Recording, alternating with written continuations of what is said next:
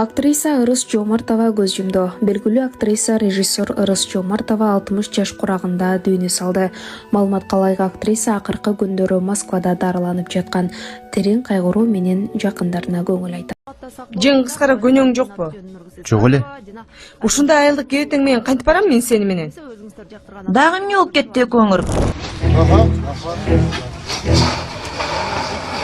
Сокулукта турак үйдөн өрт чыкты. Сокулук районунун Кожомкул айылынын Суусамыр көчөсүнө жайгашкан турак үйдөн өрт чыкты. Бул тууралуу УКМ билдирди.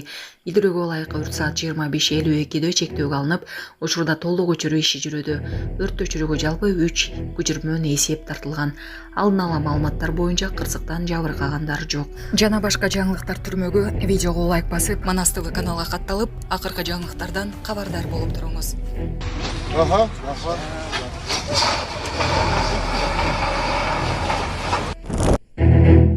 Боом Капчык айына Кемин тараптан кире беришинде жолдун тайгак болушу боюнча соц тармак колдонуучулары билдирүү жасап, айдоочуларга этият болууга чакырышты. Авариялык катталып, чоң тыгын түзүлгөнү белгилүү болду. Айрым колдонуучулар өздөрүнүн сүрөттөрүн жана видеолорун таратышып, жолдун абалы тууралуу маалымат беришти.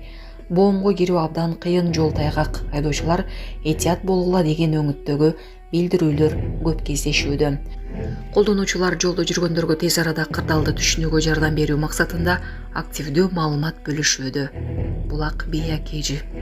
Москва шаарында жашап жана эмгектенесизби? Медициналык кызматтар керек, бирок алар сизге кымбат жана сапатсыз сезилет. Умбем клиникалар тармагы сиздерге өз кызматтарын сунуштайт. Стоматолог, тиш дарылоонун бардык түрлөрү, уролог, невролог, лор, терапевт, хирург, окулист, педиатр, УЗИ жана башка дарыгерлердин кеңешин алып дарылануу мүмкүнчүлүгү бар. Үчүн Умбем клиникаларынын Москва шаары боюнча 3 медициналык борбору иштейт.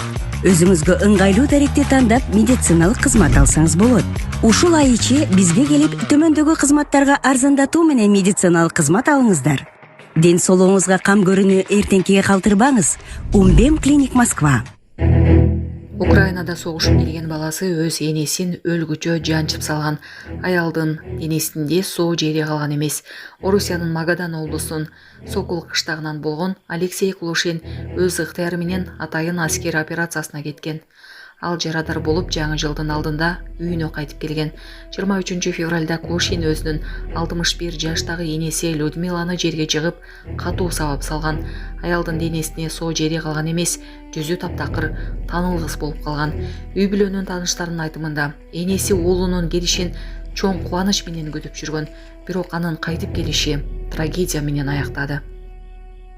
Белгилүү блогер Аружан жолдошу Арген колдогондун ордуна шылдыңдап басып кеткен. Белгилүү казакстандык блогер Аружан өзүнүн мурдагы жолдошу кыргызстандык блогер Арген тууралуу интервью берип, көптөгөн кызыктуу маалыматтарды бөлүштү.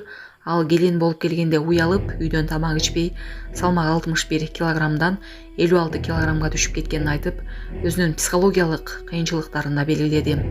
Мен үйдөн качып чыгып, арыкка уктап калгам. Мен эч ким издеген жок деп, ыктымалдык менен өзүнүн ошол мезгилдеги абалына түшүндүрмө берди. Азыркы учурда Аружан Алматыга көчүп барып, казак жигитине күйөөгө тийди. Өзүнүн жашоосундагы жаңы этап тууралуу блогер кыз сүйүнүч менен билдирип, ал жакта бактылуу жашап жатканын айта кетти. Аружан азыркы учурда өмүрүн жаңы баскычында жана жакшы өнүгүү жолунда экенин белгиледи. Орусияда жаңы төрөлгөн ымыркайды өзүнө каттаткан кыргызстандыктар кармалганы кабарланды. Москва облусунда жасалма документтер менен ымыркайды сатып алууга шек саналган 4 киши кармалганын Орусиянын тергөө комитетинин регионалдык бөлүмү маалымдады.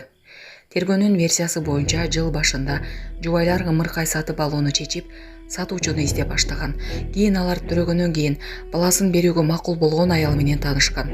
Менчик медициналык борборду таап, ал жактагы дарыгер 150 000 рубльга төрөткөн документтерди түгөйлөрдүн атына каттоого жардам берүүгө күнгөн. Наристени энеси 18 февралда жубайларга берген.